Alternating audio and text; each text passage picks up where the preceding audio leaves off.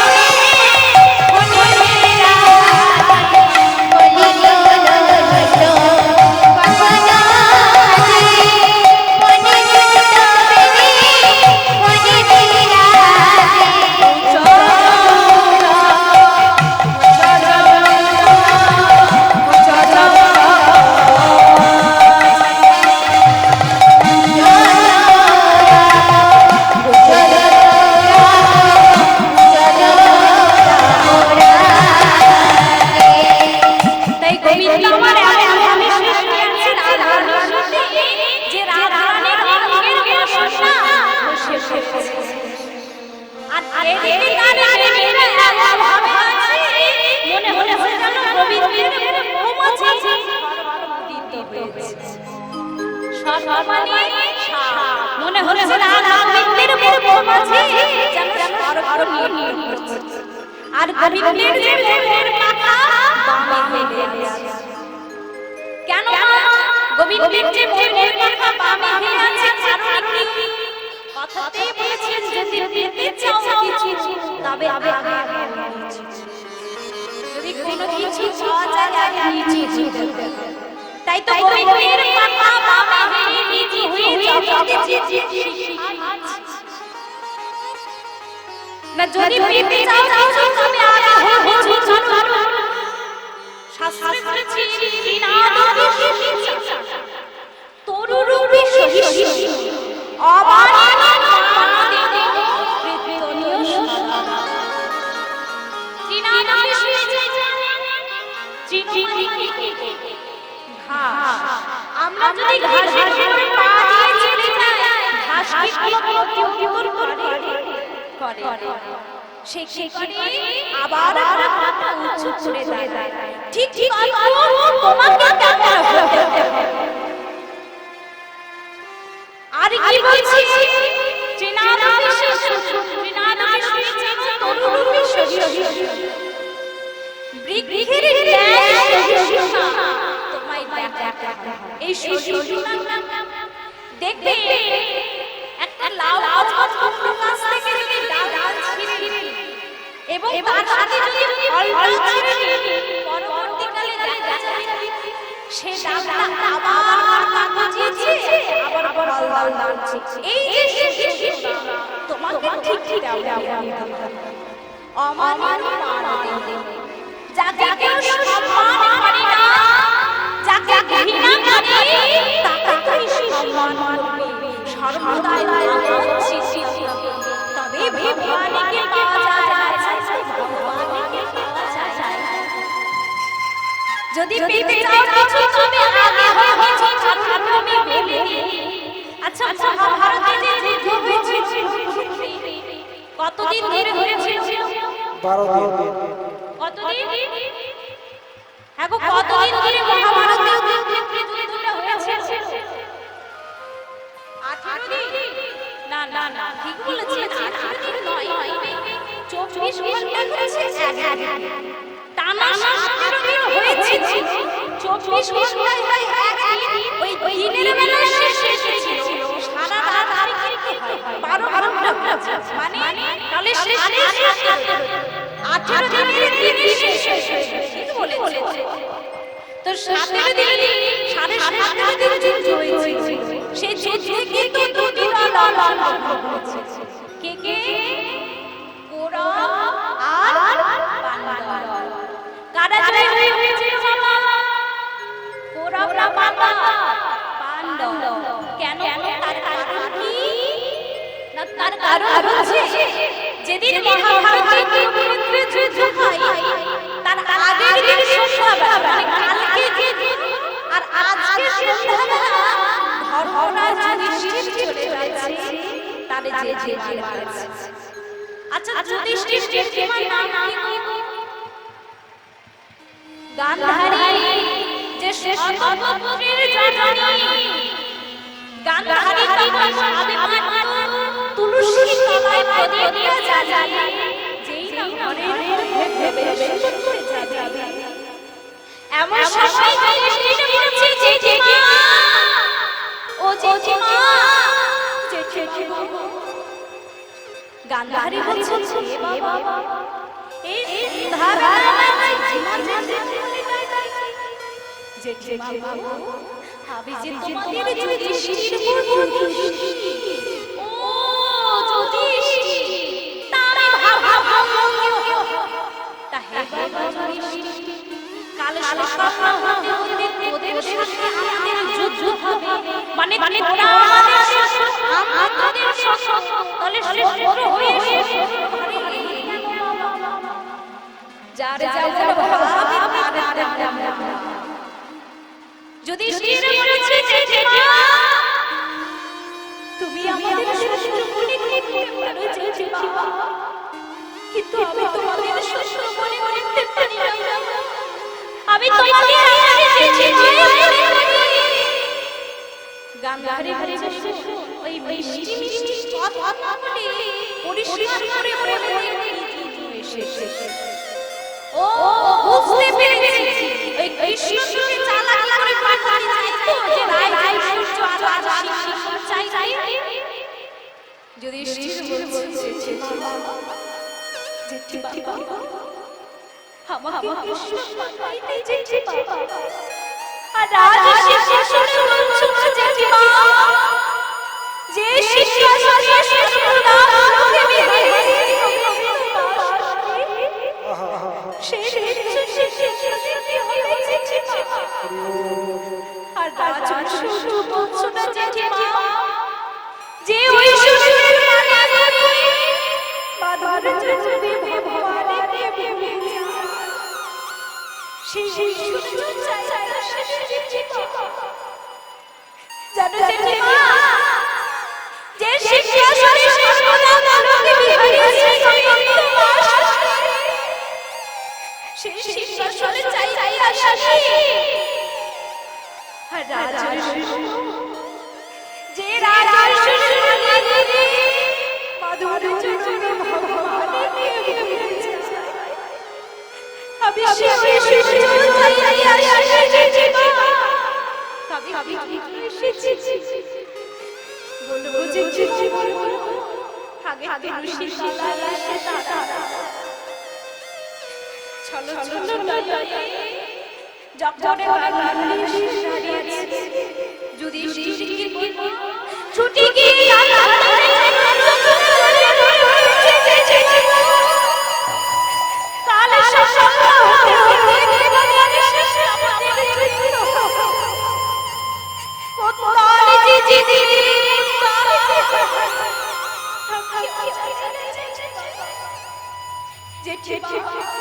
আমি যদি যুদ্ধ করতে গিয়ে যুদ্ধ মারা যায় আমার যদি কোনো রকম হবে মনুষ্যদের করতে পারে আমি তোমাকে দিয়ে দাও পারি না যখন বড় চাই গান ধারে বলছি যা তোকে আমি আশীর্বাদ করলাম কালকে যে তোদের সাথে আমাদের যুদ্ধ হবে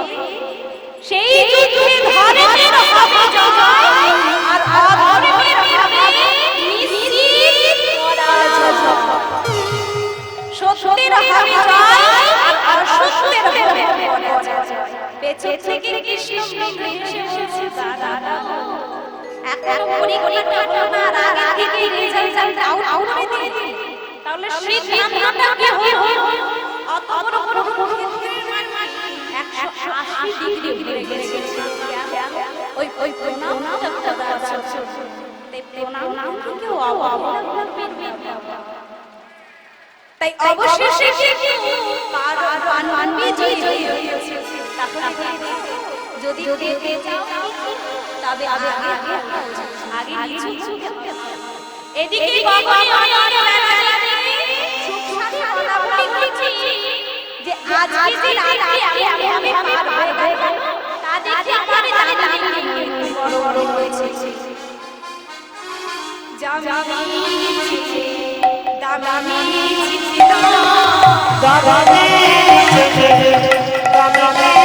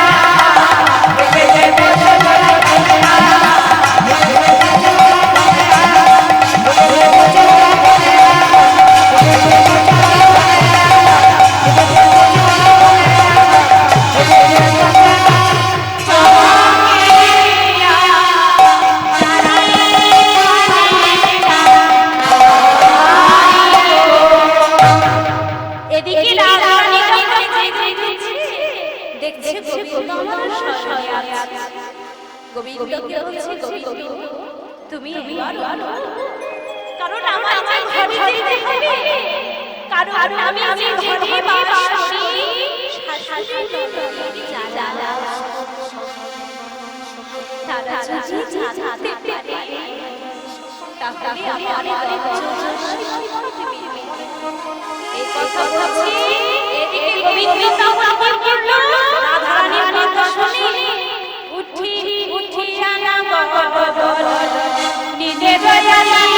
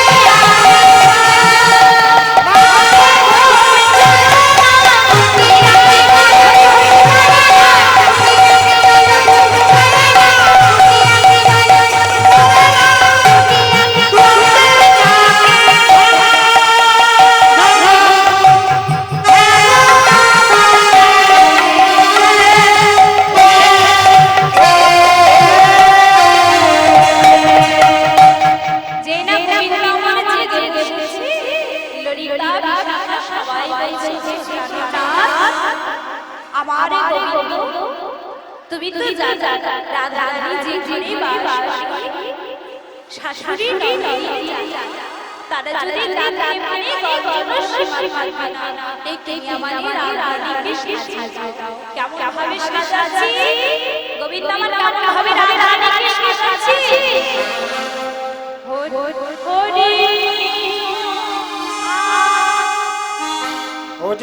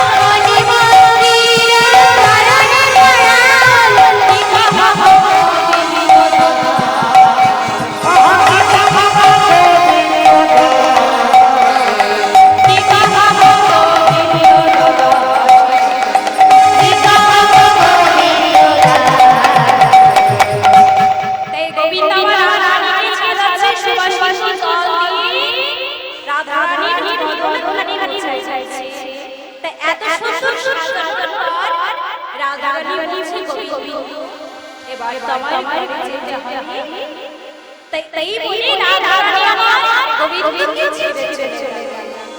কিছু দিয়ে মনে মনে ভাবছি আমি তোমার প্রাণনাথকে একা রেখে এলাম, একবার গিয়ে দেখি কি কেমন আছে। এসে ডাকে ডাকে আয় মাসি হারারে রাধা রানী তুমি কাঁদছো কেন? তুমি তুমি ভাবছো আমি তোমায় ছেড়ে যাচ্ছি? তা নয়, আমার দেহ যাচ্ছে তাতে দেখছি একটু মন তোমার কাছে রয়েছে। রাধা রানী বলছে এবার যেতে হবে। তাই বলে আজ রাধা রানী গোবিন্দের কাছ থেকে বিদায় চলে গেল। এদিকে গোবিন্দ আমার রাধা রানীর কাছ থেকে বিদায় নিজ মন্দিরে চলে গেল। কি হয়েছে এখন? শ্রীরাম রাম রাম এসেছে।